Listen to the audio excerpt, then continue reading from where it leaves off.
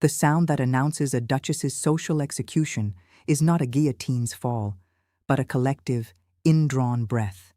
It swept through the grand ballroom of Blackwood Manor tonight, a sharp hiss of scandal that momentarily silenced the orchestra.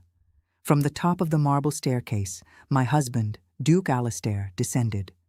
On his arm was not I, his wife of 6 years, but Isabel de Courtenay, her crimson gown a slash of defiance against the muted elegance of the aristocracy. He led her past me, his eyes gliding over my existence as if I were a piece of inconveniently placed furniture. He did not stop until they reached the ducal table. Our table. With a theatrical flourish, he pulled out the chair meant for the Duchess of Blackwood. My chair. Isabel, with a glance of triumphant pity in my direction, took her seat. Then Alastair turned. 100 pairs of eyes followed his gaze to me, standing alone in the shadow of a Doric column. He did not speak. He simply gestured, a flick of his fingers, toward a small solitary table by the frosted glass of the conservatory doors. A table for a governess. A ghost. The whispers began then, a venomous tide. Lady Danforth's fan fluttered faster. The Duke of Carrington studied the ceiling with sudden fascination. They saw a woman discarded, humiliated, broken. They were wrong. I felt no sting of shame. I felt only the cold, satisfying click of the final piece of a puzzle falling into place. For 6 years, they had watched him sideline me, pitying the silent, barren Duchess. They thought this was my end. They believed they were witnessing a public coronation for his mistress. What they failed to understand was that they were attending a meticulously planned execution, and the guest of honor was not me. If you wish to know how a reputation is built over years and destroyed in a single night, stay. The most important lessons are delivered in silence. Our engagement portrait was meant to immortalize a perfect union. Instead, it captured the first lie. The artist adjusted the light 3 times, frustrated. "Your Grace, if you could look at your wife, just for a moment." Alastair didn't move. His hand rested on my shoulder, firm, possessive, but his gaze was fixed above us, not on me, on the towering portrait of the late Duke. "Ensure the Blackwood jawline is prominent," he instructed. "It is the signature of our lineage." The painter hesitated. His eyes flicked from the old Duke's portrait to Alastair's face, then to mine. I saw the moment the doubt entered the room. I said nothing, but I remembered. The second fracture revealed itself at a private dinner, weeks later. He introduced her as a distant cousin, Isabel de Courtenay. She moved through the room as if she had always belonged there, not like a guest, but like someone returning to her rightful place. When the conversation turned to the Blackwood crest, Alastair spoke confidently, and she corrected him, gently, precisely. "No, Alastair," she said, her tone almost indulgent. "The wolf does not represent ferocity. It represents the protector who assumes the title when the primary line is compromised." Silence fell. A fork slipped from the Dowager Duchess's hand. I watched it hit the porcelain. No one acknowledged it, but everyone felt it. I didn't look at Isabel. I looked at his mother. Her face had already given the answer. The third moment was not subtle. It was deliberate. At the midwinter ball, he presented me with pearls, appropriate, modest, expected. And then she arrived, wearing the Blackwood ruby brooch, a piece reserved for the matriarch of the house. I had seen it in the ducal vault that very morning. He led me into the ballroom, and then left. No explanation, no hesitation. He crossed the floor and took her hand for the opening waltz. Every eye followed. The music swelled, and I stood alone. Again. They believed they were witnessing the beginning of a scandal. A husband in love with another woman, a duchess too weak to stop it. They were wrong. I wasn't watching a betrayal. I was watching a performance. A man trying too hard to prove something he did not possess. A woman who knew exactly where every weakness lay. And a room full of witnesses, too distracted by romance to notice the truth. That night, I stopped asking what my husband was hiding from me and started asking a far more interesting question. Why was he so desperate to convince everyone he belonged here? From that moment on, I stopped being his wife and became his observer. And in a house built on legacy, there is nothing more dangerous than someone quietly studying the foundation. My social exile became my greatest asset. While Alistair and Isabel were occupied performing their charade for the aristocracy, I was left to my own devices. Blackwood Manor became my chessboard, and its vast, silent library my war room. It was there, amidst the scent of aging paper and leather, that I began to notice the inconsistencies that others were too distracted to see. The first crack appeared on a quiet Tuesday afternoon. I found Alistair in the West Wing library, a wing he famously detested, calling it a mausoleum of forgotten men. He was not reading. He was standing before a row of leather-bound volumes, the private ledgers of the previous dukes, with an air of frantic desperation.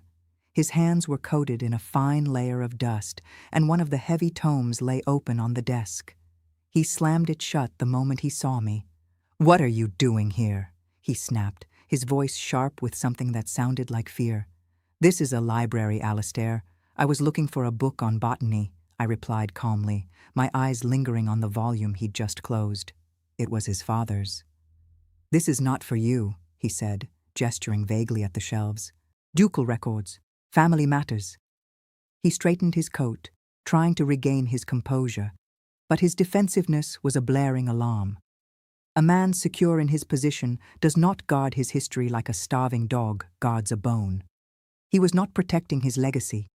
He was searching for a threat to it. The second crack came from his mother, the Dowager Duchess. At a luncheon she hosted, Lord Ashworth remarked cheerfully that Alistair was the very image of the late Duke. A simple, flattering pleasantry. The Dowager's smile froze, a porcelain mask of panic. "Oh, not at all," she said, her voice a little too high, a little too quick. "Alistair favours my side entirely. The Ashworth features, the Blackwood traits, well, they can be rather unpredictable." The table fell into an awkward silence. To deny such a compliment was bizarre. To sever the paternal resemblance so publicly was unthinkable.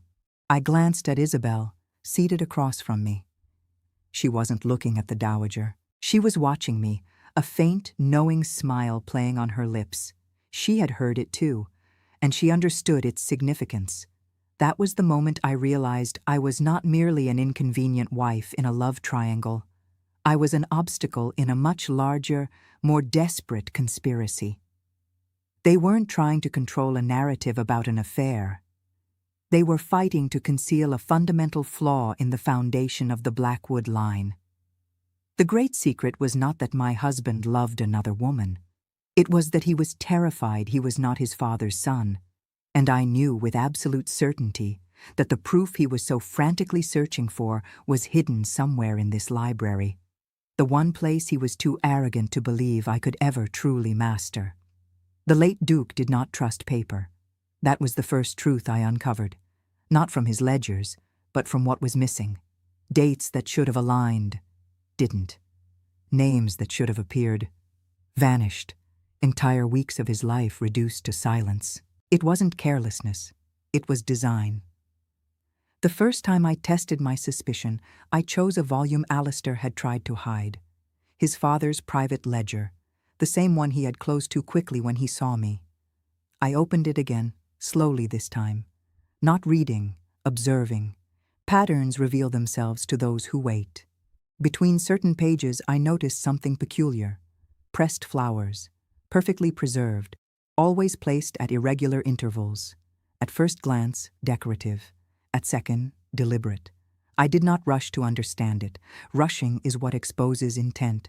Instead, I began visiting the greenhouse more often, learning the names, the structures, the classifications, which flowers bloom together, which never should, and which had meaning beyond beauty. Weeks later, I returned to the ledger. This time, I did not read the words. I followed the flowers, each one marking a shift, a deviation, a message hidden in plain sight. The entries no longer contradicted each other.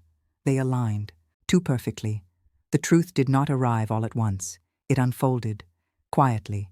The dowager's prolonged absence one summer, a name repeated, but never fully written, a child, referenced only through implication, and finally, a line that did not belong to a duke, but to a man making a decision he could never reverse. I closed the book before reaching the end. I already knew enough. Alistair wasn't searching for confirmation. He was searching for denial. From that moment on, everything changed. His obsession with lineage, his need to be seen, his hostility toward the past. It was not arrogance, it was fear. But the ledger held more than his secret. And this time, I kept reading. The name appeared once, carefully avoided elsewhere, a brother, erased from portraits, absent from conversation, but present in the margins. And then, a child, not acknowledged, not legitimized, but not forgotten. I did not react. I did not confront. I did not even allow myself the satisfaction of certainty. Because truth, when revealed too early, loses its power. Instead, I asked a simpler question. If Alistair was not meant to inherit, then who was? The answer did not come from the page. It came from memory, from a voice correcting him too easily, from a woman who never hesitated, who never questioned her place, who never asked for permission. Isabel. By the time I closed the final ledger, this was no longer a question of betrayal, or even identity. It was a question of succession. And for the first time, I understood that I was not witnessing a scandal. I was standing inside a war. And both sides believed they were about to win. They were wrong. Because neither of them had realized one very simple thing. I had already chosen the ending. Knowledge, I learned, is not a shield, it is a blade. The art is in choosing where and when to cut. My war would not be fought with raised voices in private rooms, but with calculated whispers in the grandest halls of the aristocracy. My first move was aimed at the very heart of Alistair's insecurity, his supposed resemblance to his father. I arranged for the grand portrait of the late Duke, a magnificent piece by a renowned artist, to be moved from the dim West Wing gallery to the main reception hall under the pretense of having it professionally cleaned and revarnished. Suddenly, the old Duke was a silent guest at every social gathering. Guests would arrive, offer their compliments on the restoration, and then their eyes would inevitably drift from the portrait's sharp, aquiline features to Alistair's softer, rounder face. No one said a word, but they didn't have to. The comparison was constant, a silent judgment hanging in the air. I would watch Alistair's jaw tighten as he caught Lord Ashworth or the Duke of Carrington studying the painting, then glancing at him. The whispers grew louder. The question of his paternity was no longer a drunken slip. It was a society parlor game. My second move was for Isabel. I knew she was waiting for Alistair to make a fatal error. I decided to give her a reason to believe that moment was imminent. I took to spending my afternoons in the public reading rooms of a prestigious ladies' club, a known hive of gossip. On my table, placed just so, I always had a conspicuous volume, Precedents of Annulment in Noble Houses. Lady Danforth, a woman whose tongue moved faster than her carriage horses, took the bait within a week. "My dear Duchess," she cooed, her eyes wide with false sympathy.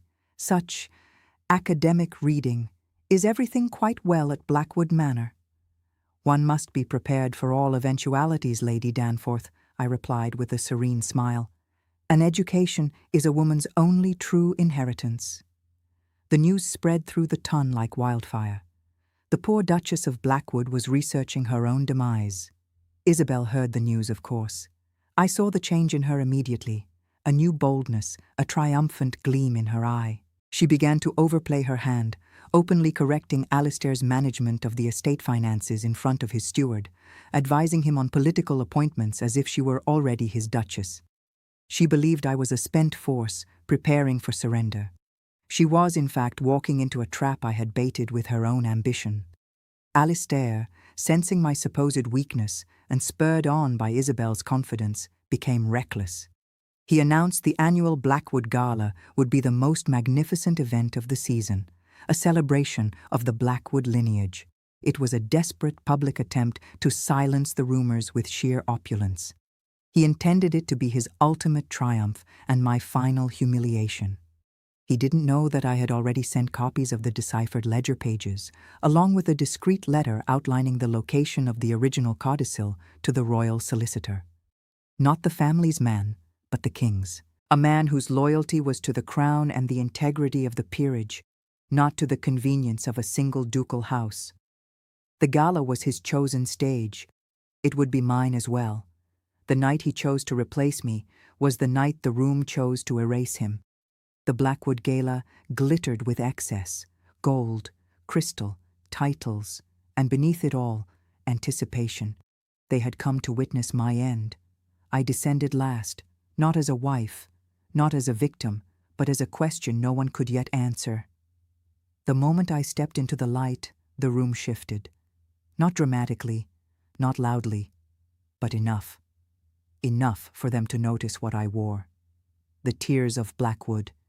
Diamonds reserved for a duchess whose place was unquestioned. Alistair saw it, and for the first time in 6 years, he hesitated. Isabel did not. She smiled, because she still believed this night belonged to her. Dinner passed in careful silence. No one asked, no one commented, but everyone was watching, waiting. Alistair rose before the final course was cleared. Too early, too eager. A man rushing towards something he did not understand. Tonight, he began, lifting his glass, we honor the strength of legacy and the courage to embrace truth. His voice carried, confident, practiced, desperate. He turned toward Isabel, and the room followed, like it always had. For too long, he continued, we have allowed appearances to dictate our lives, but there comes a moment when one must choose authenticity over obligation. A pause, measured, rehearsed. I will not continue in a union built on formality alone, and for that reason I have instructed my solicitor to begin proceedings. Your Grace. No one saw the doors open. That was the first sign. Sir Malcolm Finch did not interrupt. He arrived, and the difference between those two things is power. The temperature in the room changed, subtly, irreversibly. Alistair turned, irritation already forming, then stopped, because he recognized the man who had just taken control of his evening. On behalf of the Crown, Sir Malcolm said, his voice calm enough to command silence, I must request your immediate attention regarding a matter of succession. No one moved. Even the orchestra stilled. A document was extended. Alistair did not take it. His hand hovered, because something in him already understood. This was not a negotiation. The private ledgers of the late Duke, Sir Malcolm continued, have now been authenticated, alongside a sealed codicil to his will. A murmur flickered, then died. The conclusion is definitive.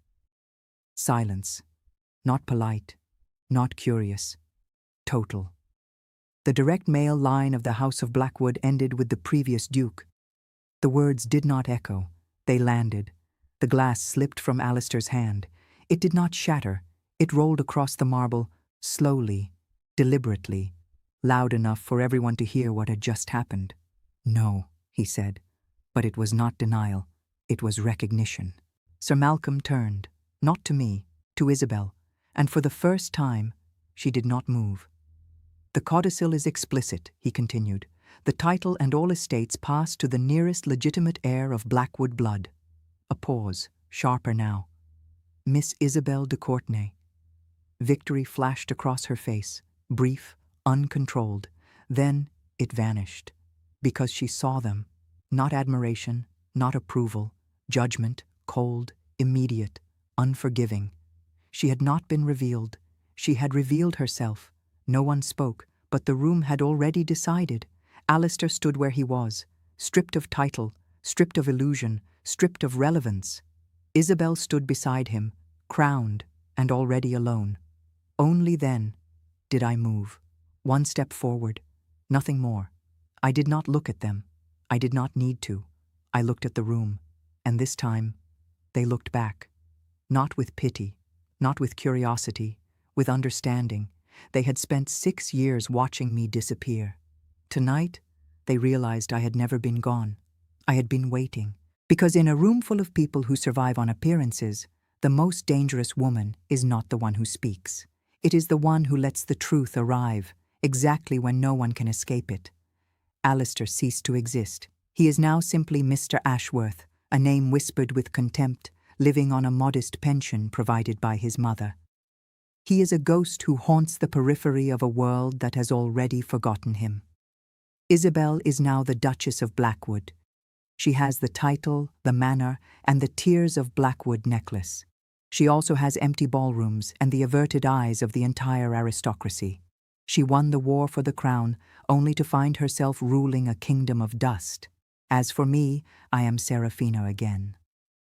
My marriage was annulled by royal decree, my dowry returned with considerable damages secured by a grateful crown, eager to avoid further scandal. I do not attend parties as the main event, but as the honored guest. My counsel is sought, my presence requested. They look at me now and see not a victim, but a strategist. I saw Isabel last week at the Countess of Waverley's winter soiree. She stood near the orchestra, adorned in the Blackwood diamonds, looking magnificent and utterly, profoundly alone. She holds a title, but I hold the power of my own name. She is a cautionary tale whispered over fans. I am the woman who wrote it. For 6 years they watched me sit alone, believing silence was the language of defeat. They learned that night that true power doesn't need to raise its voice. It simply waits for the perfect moment to command the silence of others.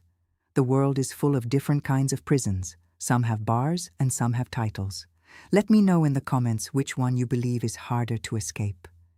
And subscribe for more stories from the silent side of the ballroom.